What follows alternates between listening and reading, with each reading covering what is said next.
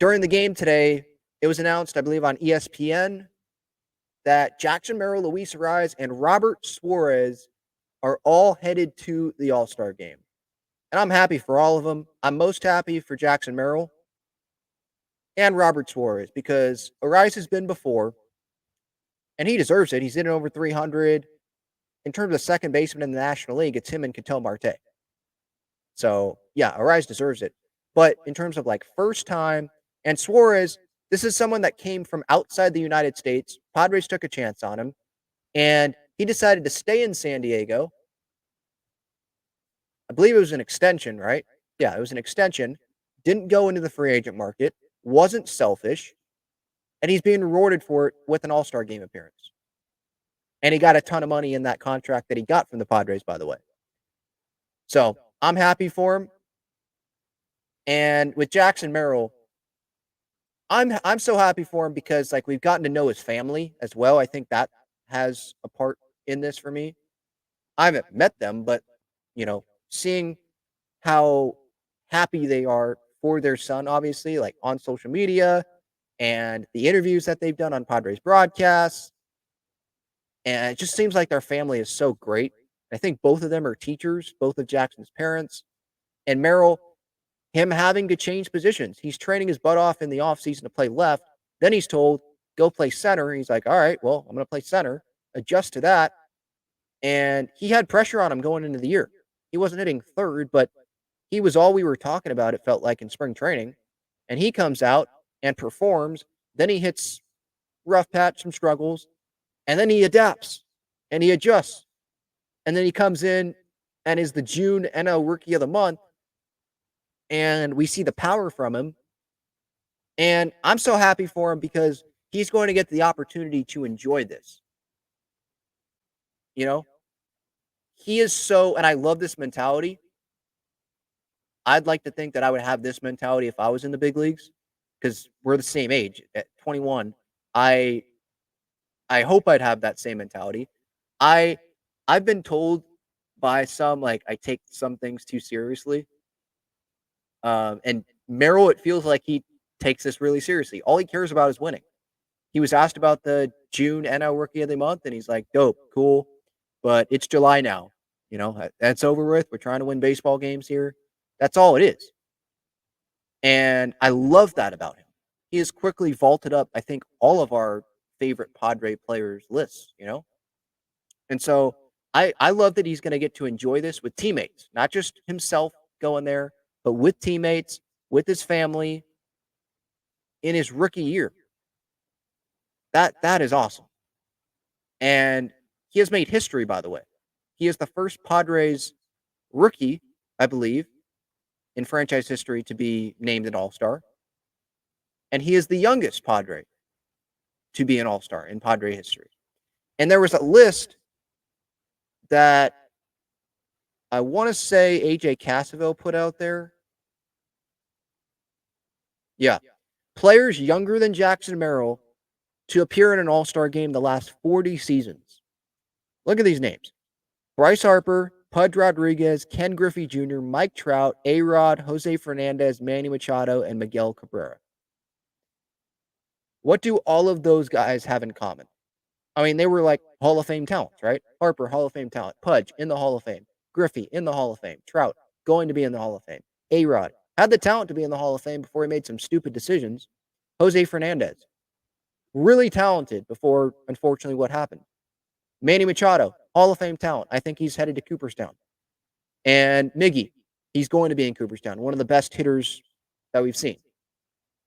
So I'm not going to sit here and be like Jackson Merrill is going to Cooperstown. It's his rookie year. It's July 7th. We haven't even completed a full season. But he has the qualities to be a leader for this Padres team, not just on the field, but off the field and with his voice, not just his play, like leading by example, but just the whole package. And he has the traits, like looking at him in the box and all that, the traits to just be a consistent producer at the big league level and not fall off. The big leagues are tough, but I'm seeing very encouraging signs. Someone that's going to work his butt off, I mean, he has left me speechless sometimes this year just watching him play. So I'm so pumped up for him. He is making history, Padres franchise history, and it's awesome. And Marty Caswell, by the way, she put this great. And by the way, she is her and Darren Smith. I hope that they land somewhere because it sucks that they're not on San Diego Sports 760 anymore. Just how abruptly that happened with, middle of the week and they're off the air. It just sucks. Like, I love listening to their show. So hopefully they'll find a spot because they deserve it. But Marty Caswell tweeted today, so the Padres trade Juan Soto to the Yankees, and their entire outfield is now in the All-Star game. Although Tatis won't play, it really is remarkable. And when you think of it that way, I mean, that's props to AJ Preller. That's props to all of these All-Stars. You trade Juan Soto, one of the best talents that we've seen. And obviously the headline when that happens is the Yankees get Juan Soto. And what happens? You sign Profar for $1 million. You have a rookie shortstop go play center field. And you have Tatis, sure. Like what he did, by the way, with like one leg this year so far, pretty darn impressive. But you have two question marks going in, and then you have Tatis, and all three of them are all-stars. And then you have Arraez, who Preller acquired, and you have Suarez, who's an all-star, who Preller opted to pay over Josh Hader. And by the way, got Suarez at like half the price. So, AJ Preller, you deserve your props, man. You do. He's made some really good moves, and he deserves credit for where this Padres team is at. Not full credit, but definitely deserves credit for where this Padres team is at. But yeah, just think about that. The way that Marty put that, tremendous. You trade Juan Soto to the Yankees, and it's all right. Our entire outfield, all-stars. And the Padres weren't going to sign Soto anyway. And it gave them the flexibility to go make other moves. So, I mean, the Yankees could go win the World Series, and, they love the Juan Soto deal. They could sign him to a long-term deal, and when he's a free agent, because I don't think he's going to sign an extension.